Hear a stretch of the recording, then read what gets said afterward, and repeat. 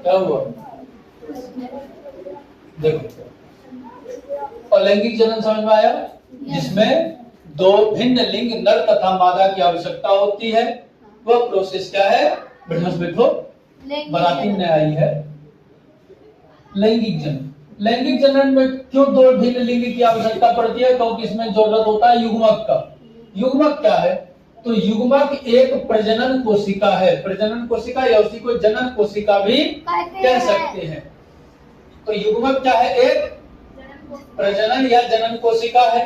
आमतौर पर युग्मक जो होते हैं वो अगुणित होते हैं, यानी कि अकेला या कुछ भी नहीं है ना। जैसे अभी बता रहे, यह एक कोशिकीय संरचना होती है।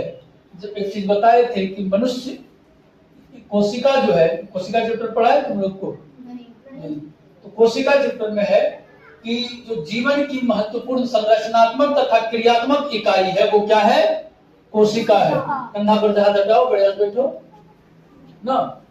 कोशिका क्या है? तो जीवन की संरचनात्मक तथा क्रियात्मक इकाई है। क्यों इसको संरचनात्मक तथा क्रियात्मक इकाई कहते हैं? क्योंकि हमारा जो जीवन है वो कहां से शुरू होता है? कोशिका से। किससे प्रारंभ होता है? कोशिका से। और कोशिका कैसा? तो एक कोशिकीय है। प्रारंभ में जो भी जीव है वो कैसा है? एक कोशिकीय है। जैसे अगर धान का पौधा लगाना हो या मकई का पौधा लगाना हो तो कई तो बीज लगाते हैं? एक बीज से पूरा पौधा, और उसमें बहुत सारा मकई हो जाता है, मक्का होता है। उसी तरह से जीवन का भी जो संरचना है वह किससे होता है? एक कोशिका से। अब एक कोशिका से तो होता है, लेकिन वो दो अलग अलग कोशिका चाहिए। उसमें क्या चाहिए? तो नर युग्मक, चूंकि लैंगिक जनन पढ़ रहे हैं हम लोग, तो लैंगिक जनन में दो भिन्न लिंग की आवश्यकता होती है, नर तथा मादा। तो नर यानी कि पुरुष, उसमें जो युग्मक है जिसको मेल गैमेट्स कहते हैं, उसका नाम क्या है? शुक्राणु। तो कुछ इस तरह का डिजाइन होता है, उसमें पूंछ लगा हुआ रहता है। जो मादा युग्मक है, फीमेल गैमेट्स है, वह अंडाणु, कुछ इस तरह से गोल संरचना में होता है। जब यह दोनों मिलता है, इनके मिलने की प्रक्रिया को कहते हैं संयुग्मन या संश्लेषण। चूंकि हम लोग साइंस पढ़ रहे हैं तो मिलना नहीं लिखते हैं, क्या लिखते हैं? संयुग्मन या संश्लेषण। तो शुक्राणु तथा अंडाणु का संयुग्मन या संश्लेषण ही क्या कहलाता है?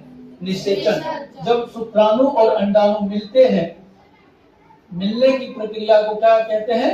निषेचन। और उसे मिलना को, चूंकि हम लोग बायोलॉजी का टर्म पढ़ रहे हैं तो बोल देंगे संयुग्मन या संश्लेषण। संयुग्मन या संश्लेषण।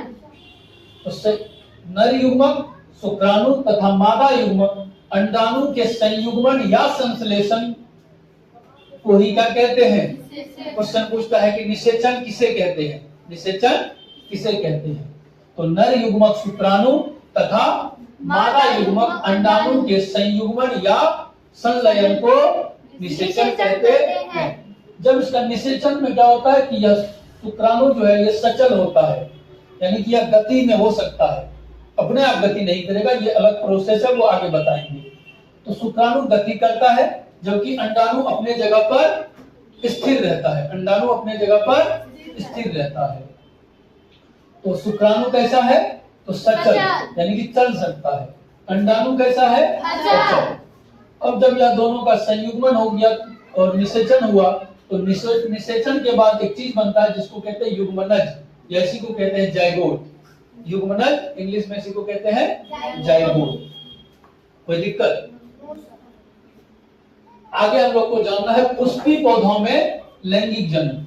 क्योंकि मनुष्य में भी जनन पढ़ना है और पौधों में भी जनन पढ़ना है, तो पहले हम लोग पौधा वाला पढ़ लेते हैं, फिर हम लोग मनुष्य यानी कि जंतु वाला बाद में पढ़ेंगे। ठीक है? तो पुष्पी पौधों में लैंगिक जनन। पुष्पी पौधों में पुष्प होता है और पुष्प का जो अध्ययन होता है वो कहलाता है एंथोलॉजी। पुष्पों का अध्ययन क्या कहलाता है? एंथोलॉजी। बोलो, पुष्पों का अध्ययन एंथोलॉजी। पहले यहाँ एक बात देखिए, युग्मक एक प्रजनन कोशिका है। आमतौर पर यह कैसा होता है? अगुणित होता है, और यह एक कोशिकीय संरचना होती है। यानी कि युग्मक जो है, चाहे शुक्राणु हो या अंडाणु हो, यह कितना कोशिका? एक कोशिकीय। एक कोशिकीय और बहुकोशिकीय। जब हमारा शरीर है इसमें बहुत सारी कोशिकाएं हैं तो यह क्या है? बहुकोशिकीय। जैसे अभी दिखाए थे अमीबा में अलैंगिक जनन, तो अमीबा एक कोशिकीय है और एक कोशिकीय जीव में कैसा जनन होता है? अलैंगिक जनन होता है। शुक्राणु युग्मक जो है वह दो तरह से हो सकता है। नर में होगा तो नर युग्मक, मादा में होगा तो मादा युग्मक। नर युग्मक को क्या कहते हैं? शुक्राणु। नर युग्मक को शुक्राणु, मादा युग्मक को अंडाणु। इन दोनों का जो संयुग्मन या संश्लेषण होता है उसी को क्या कहते हैं? निषेचन कहते हैं। नर युग्मक शुक्राणु तथा मादा युग्मक अंडाणु के संयुग्मन को ही क्या कहते हैं? क्वेश्चन पूछता है, लिख लो क्वेश्चन कि निषेचन किसे कहते हैं? निषेचन किसे कहते हैं? बना के लाना है, SW में लिखो। निषेचन किसे कहते हैं?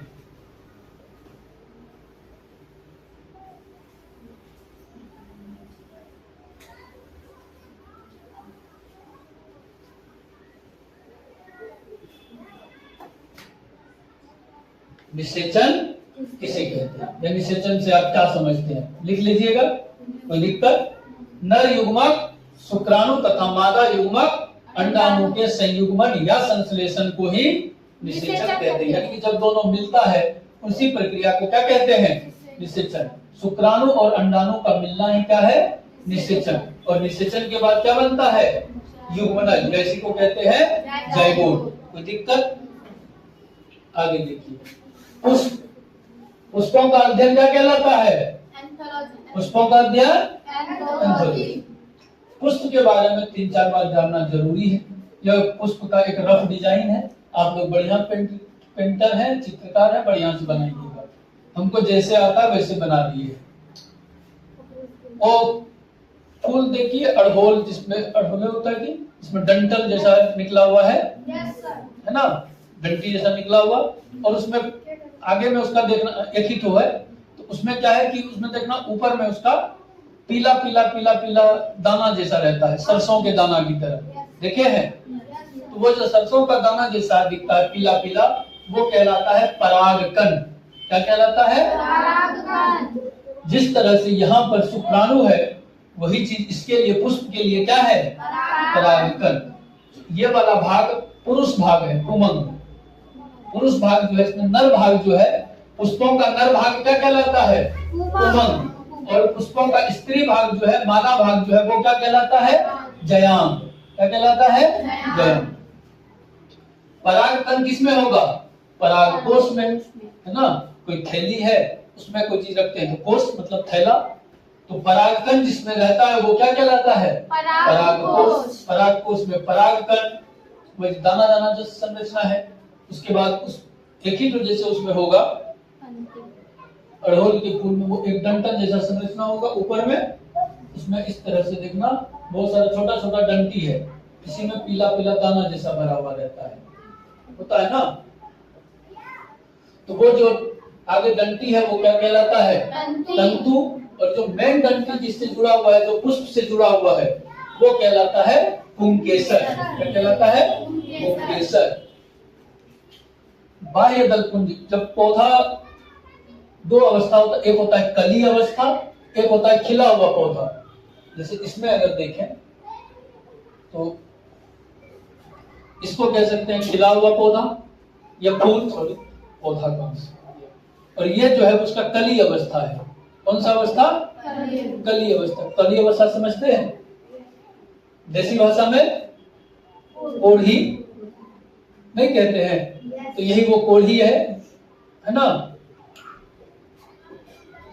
जब यह इस अवस्था में है ना, कली अवस्था में है, तो यह जो बाह्य दलपुंज है इसको ढक के रखती है। हरा रंग का होता है, इसके ऊपर इस तरह से ढका हुआ है, इसको फूल को सुरक्षित रखता है। फूल को पोषण पहुंचाने का काम यही करता है। खाना पीना जो फूल को देगा वो यही देता है ना। बाद में जब फूल फूल जाता है ना, खिल जाता है, बड़ा हो जाता है, कली से वो खिला हुआ फूल हो जाता है, तो यह बाह्य दलकुंज जो है नीचे लटक जाता है, क्योंकि अब इसकी आवश्यकता नहीं है, तो ये नीचे लटका हुआ मिलेगा। अभी दशहरा आ रहा है, उसमें देख लीजिएगा आप लोग। फिर पुष्प जिस पर बैठा हुआ है, ये जो भाग है ऊपर वाला, ये जिस पर पुष्प बैठा हुआ है वो क्या कहलाता है? पुष्पासन। पुष्प जिस पर बैठा हुआ है वो है पुष्पासन। और इसके आगे जो डंठल, इसमें जो है जो स्त्री भाग है, मादा भाग है, वो क्या कहलाता है? जयाम। इसमें क्या है? तो सबसे नीचे इसका अंडाशय होता है और इसी अंडाशय में इसका अंडाणु होगा। जैसे यहाँ पर है अंडाणु, इसका नाम नहीं लिखे हैं, नाम लिख लीजिए अंडाणु। ये क्या है? अंडाणु।